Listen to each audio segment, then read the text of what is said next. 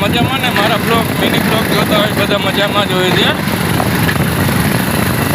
આજે જવાનું જામનગર એક કામ હતું એ તો મેં પતાવી લીધું છે અટાણે.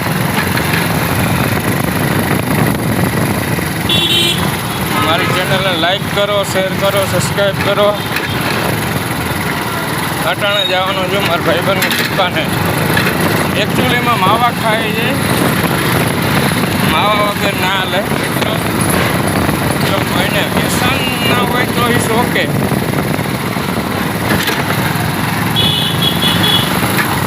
તો આપણે રાજભાઈની દુકાનેથી માવો ખાઈ લે.